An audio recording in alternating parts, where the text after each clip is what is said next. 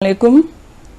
मैं Shaista Memon, assistant professor Islamic studies, government girls degree college Sukkur. मेरा आज का लेक्चर क्लास फर्स्ट ईयर के लिए है। चैप्टर नंबर 4 और टॉपिक है मुंतखब आयात।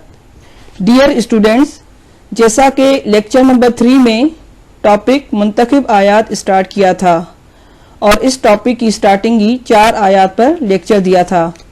आज इसी टॉपिक मुंतखब आयात को कंटिन्यू करते हुए आयत नंबर 5 से स्टार्ट करेंगे। नंबर 5 है इन्न फी खल्किस समावात वल अर्ज़ वख्तिलाफिल लैल वन नहार लआयात लिउलिल अलबाब। खलक यानी पैदा करना, समावात यानी आसमान, अल अर्ज़ यानी ज़मीन, लैल यानी रात, नहारुन यानी दिन, आयात आयत की जमा है यानी निशानियाँ, उलुल बाब यानी अक्लमंद। तर्जुमा: बेशक आसमान और ज़मीन का बनाना और रात और दिन का आना जाना, इसमें निशानियाँ हैं अकल वालों के लिए। ये सूरह आल इमरान की आयत नंबर 190 का हिस्सा है। इस आयत में एहले फिक्र, अक्लमंद और दानिश्वरों को मुतवज्जा किया गया है कि वो ज़रा कारखाना कुदरत को देखें। आसमानों और ज़मीन पर मुश्तमिल इतनी बड़ी वसी कायनात की तख्लीक और दिन रात का एक तरतीब के साथ बदलते रहना कोई मामूली कारनामा नहीं है। ये भी अक्लन नामुमकिन है कि इतना अजीम निज़ाम बग़ैर किसी के तख्लीक और तरतीब के अज़ खुद वजूद में आ जाए और चलता रहे। ऐसा हरगिज़ नहीं हो सकता। इसका कोई ना कोई खालिक और नाज़िम ज़रूर है और ये वही हस्ती है जिसकी कुदरत से निज़ाम शम्स व कमर चल रहा है और दरे हकीकत ये हस्ती अल्लाह जल शानहू की है। किसी ने सच कहा है कि ज़मीन व आसमान की तख्लीक, दिन रात की गर्दिश और निज़ाम कमर तो बहुत बड़ी बात है। हकीकत तो यह है कि दरख्त का पत्ता भी खालिक की मार्फत है। चुनाचे इमाम शाफी अलैहिस्सलाम ने शहद के पत्ते की मिसाल देकर समझाया कि अल्लाह की कुदरत को देखिए कि इसे शहद की मक्खी खाती है तो शहद बनता है, रेशम का कीड़ा खाता है तो रेशम बनता है, हिरन खाती है तो मुश्क व खुशबू बनती है और बकरी और गाय वगैरह खाती हैं तो दूध बनता है। ये अल्लाह की कुदरत नहीं तो और क्या है। मुंतखब आयात की आयत नंबर 6 लन तनालुल बिर्र हत्ता तुनफिकू बिमा तुहिब्बून। लन तनालू यानी हरगिज न पाओगे, बिर यानी नेकी, हत्ता तुनफिकून यानी यहाँ तक कि तुम खर्च करो। तर्जुमा: हरगिज ना हासिल कर सकोगे नेकी में कमाल जब तक ना खर्च करो अपनी प्यारी चीज से कुछ। ये सूरह आल इमरान की आयत नंबर 92 का हिस्सा है। इस आयत का मतलब ये है कि नेकी का दावा करना तो आसान बात है, मगर नेकी की हकीकत और मर्तबा कमाल को कोई शख्स उस वक्त तक नहीं पा सकता जब तक अपनी महबूब तरीन चीज़, माल और अजीज़ को खुदा की राह में खर्च ना करे। इंसान की महबूब चीज़ें कई हो सकती हैं, मसलन वालिदैन, औलाद, बीवी, जायदाद, मालो दौलत और सबसे बढ़कर इंसान की अपनी जान अजीज़ है। नेकी का मर्तबा कमाल अल्लाह और उसके रसूल सल्लल्लाहु अलैहि वसल्लम की खुशनुदी और दीन इस्लाम की सरबुलंदी है और इस मुकाम को इंसान उसी सूरत में पा सकता है जब अपना तन, मन, धन सब कुछ उस पर कुर्बान कर दे।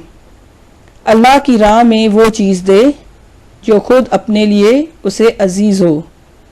ऐसा ना हो कि नाकारा और नाकिस चीज़ अल्लाह की राह में देकर ये समझ बैठे कि मैंने मर्तबा कमाल को पा लिया।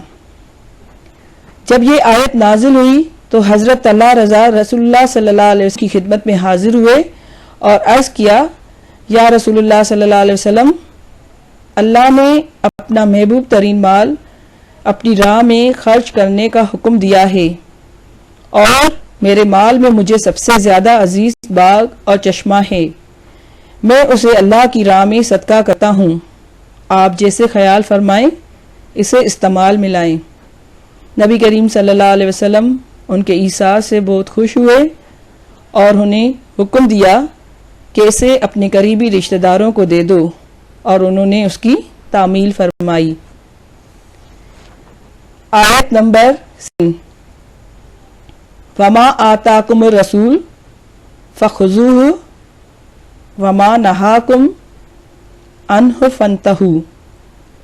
मा आताकुम यानी जो तुम्हें दें, खुजू यानी उसे ले लो, मा नहाकुम यानी जिससे तुम्हें रोकें, फंतहू यानी तो उससे रुक जाओ। तर्जुमा, और जो दे तुमको रसूल सल्लल्लाहु अलैहि वसल्लम ले लो, और तुम्हें मना करे उसे छोड़ दो। ये सूरह अल-हशर की आयत नंबर 7 का दरमियानी हिस्सा है। इस आयत का मतलब आम है, यानी नबी करीम सल्लल्लाहु अलैहि वसल्लम जो काम करने को फरमाएं फ़ौरन करो और जिससे रोकें उससे रुक जाओ। यानी हर अमल और इरशाद में आप सल्लल्लाहु अलैहि वसल्लम की तामील होनी चाहिए। ये आयत माल गनीमत के बारे में है, मगर इसका हुक्म आम है। ये आयत दरअसल नबी करीम सल्लल्लाहु अलैहि वसल्लम के कौल फ़ाल और सुन्नत के शरई होने के बारे में हुर्फ़ आखिर और दलील वाज़ेह है, क्योंकि इसमें नबी करीम सल्लल्लाहु अलैहि वसल्लम के हर अमर की तामील और हर नई से इज्तनाब मुसलमानों पर लाजिम करार दिया गया है, और ज़ाते रिसालत के अमर नही का दायरा कुरान तक महदूद नहीं रखा गया। लिहाजा हम इस आयत की मंशा और रूह पर अगर अमल करना चाहते हैं तो हमें सुन्नत रसूल सल्लल्लाहु अलैहि वसल्लम और हदीस की तरफ रुजू करना पड़ेगा, ताकि हमें अमर रसूल और नही रसूल का तफसीली इल्म हासिल हो सके। इस मफ़हूम को दूसरी आयत में भी बयान किया गया है, जिसका तर्जुमा है, जिसने रसूल की अताअत की उसने अल्लाह की अताअत की। और इरशाद फरमाया, रसूल उनके लिए पाक चीज़ों को हलाल करार देते हैं और नापाक चीज़ों को उन पर हराम करार देते हैं। गोया इस आयत में सही इस्लामी ज़िंदगी गुजारने का तरीका बयान किया गया है। अल्लाह ताला के रसूल जो कुछ फरमाते हैं वो बरहक है और अल्लाह की हिदायत से एक काम बयान फरमाते हैं और ख़ुद अमल करते हैं। आयत नंबर 8, इन्ना सलात तन्हा अनिल फ़हशाए वल मुनकर। सलात यानी नमाज, तन्हा यानी रोकती है, फ़हशा यानी बेहयाई, मुनकर यानी नापसंदीदा बात। तर्जुमा, बेशक नमाज रोकती है बेहयाई और बुरी बातों से। ये सूरह अल-अंकबूत की आयत नंबर 45 का दरमियानी हिस्सा है। इस आयत में नमाज की वजाहत बयान की गई है। नमाज का दीनी, इखलाकी और रूहानी फ़ायदा ये है कि ये बेहयाई और बुराई से रोकती है। लेकिन यह बात जहन में रहे कि नमाज का ये फल और फ़ायदा इंसान को तब नसीब होता है जब वो नमाज को उसके मुकम्मल हुकूक के साथ अदा करे। यही वजह है कि मज़कूरा कलमात से पहले कुरान में अक़मिस सलात यानी नमाज कायम करो का इरशाद है, जिसका मतलब महज बेकार के तौर पर पढ़ने के नहीं बल्कि बातनी हकूक और ज़ाहिरी आदाब की मुकम्मल रियायत के साथ अदा करना है। باطنی حقوق سے مراد اللہ کے سامنے اپنی حضوری کا صحیح ادارک اور تصور کو گویا اسے دیکھ رہا ہے. قلب کا احساس بندگی اور عاجزی سے سرشار ہونا، مکمل ذہنی حضوری اور یکسوئی کے ساتھ اپنے خدا کی توجہ ہونا، اور ظاہری آداب سے مراد نماز کے تمام ارکان، فرائض، واجبات اور آداب کی رعایت کرنا، اور نماز میں جب انسان کھڑا ہو تو محض عذاب الہی کا خوف ہی نہ ہو بلکہ اس کا یعنی اللہ تعالیٰ کا شوق بھی ہو. ایسی نمازیں یقیناً برائی سے روکتی ہیں. جس نماز کا آغاز غفلت سے ہو اور انجام بھی غفلت پر ہو تو ایسی نمازوں کے بارے میں نبی کریم صلی اللہ علیہ وآلہ وسلم نے فرمایا، جس کو اس کی نماز بے حیائی اور بری باتوں سے نہیں روکتی وہ نماز اسے خدا سے دور کر دے گی اور اللہ کی ناراضگی کا باعث بنے گی. آیت 9 وَلَا تَكْسِبُ كُلُّ نَفْسٍ إِلَّا عَلَيْهَا وَلَا تَزِرُ وَازِرَةٌ وِزْرَ أُخْرَى. لا تکسب یعنی نہیں کماتا، حاصل نہیں کرتا یا ذمہ داری نہیں اٹھاتا. لا تزر یعنی بوجھ نہیں اٹھاتا. وازرتن یعنی ذمہ داری، اخرى دوسرے کا. ترجمہ: اور جو کوئی گناہ کرتا ہے تو وہ اس کے ذمہ ہے اور بوجھ نہ اٹھائے گا ایک شخص دوسرے کا. یہ سورہ الانعام کی آیت نمبر 164 کا حصہ ہے. اس آیت میں اللہ تعالیٰ قرآن پاک میں انسان پر یہ واضح کر رہے ہیں کہ انسان خود اپنے اعمال کا ذمہ دار ہے اور جو شخص جیسا عمل کرے گا وہ اس کے مطابق سزا اور جزا کا حقدار ہوگا. اگر وہ برے اعمال کرے گا تو اس کو اس کے مطابق سزا ملے گی اور جو اچھے اعمال کرے گا تو اس کو اس کے مطابق جزا ملے گی. وہ کسی دوسرے کے اعمال میں سے نہ لے سکے گا اور نہ اپنے اعمال میں سے کسی کو دے سکے گا. یعنی اگر کوئی گناہگار ہے، برے اعمال کرتا ہے اور اس کے والدین نیک عبادت گزار ہیں تو وہ یہ نہ سمجھے کہ اللہ تعالیٰ مجھے میرے والدین کے نیک اعمال کی وجہ سے بخش دے گا.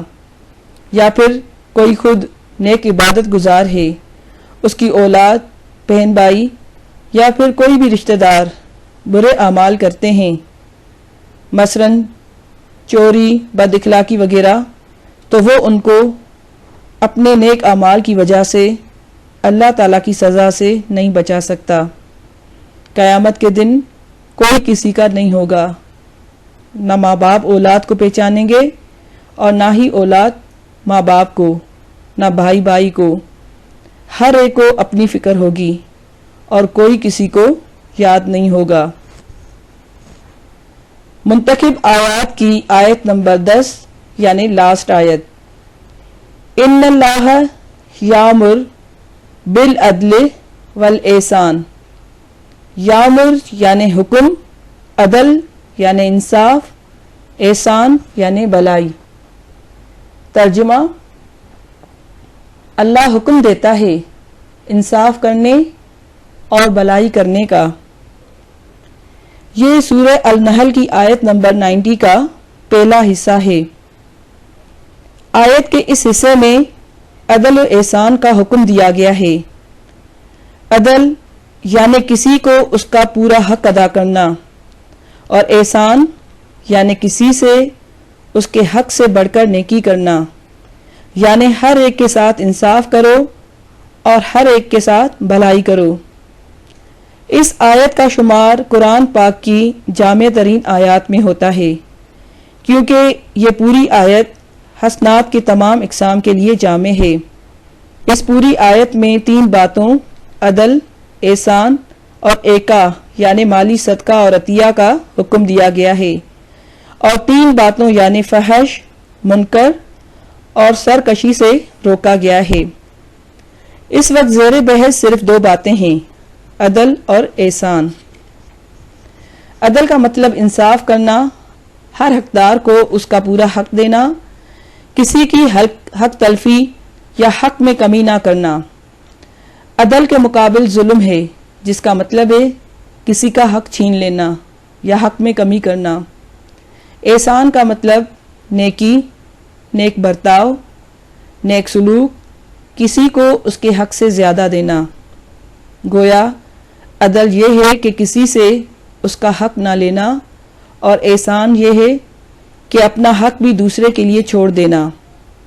عدل یہ ہے کہ دوسروں کے دکھ کو کم کرے اور ان کے دکھ میں شریک ہو، اور احسان یہ ہے کہ اپنا سکھ بھی دوسروں پر نثار کر دے۔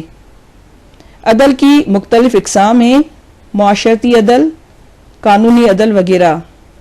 معاملات میں احسان سے مراد کسی کو اس کے حق سے زیادہ دینا ہے، اور عبادت یعنی نماز میں احسان یہ ہے کہ انسان اللہ کی عبادت اس طرح کرے جیسے اسے دیکھ رہا ہے۔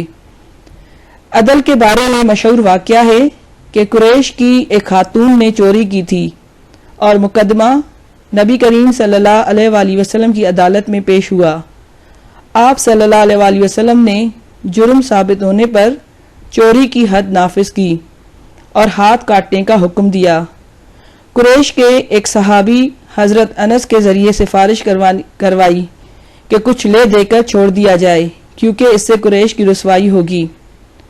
اس پر آپ صلی اللہ علیہ وسلم کا چہرہ مبارک غصے سے سرخ ہو گیا، اور آپ نے فرمایا، تم اللہ کی حدود میں سفارش کرتے ہو؟ تم سے پہلے کی امتیں اس لیے ہلاک ہوئیں کہ اگر چھوٹا آدمی چوری کرتا تو اسے سزا دی جاتی تھی، اور اگر کوئی بااثر آدمی جرم کرتا تو اسے چھوڑ دیا جاتا تھا۔ خدا کی قسم، اگر خدا نہ خواستہ فاطمہ بنت محمد صلی اللہ علیہ وسلم بھی چوری کرتی تو ان کا بھی ہاتھ کاٹا جاتا۔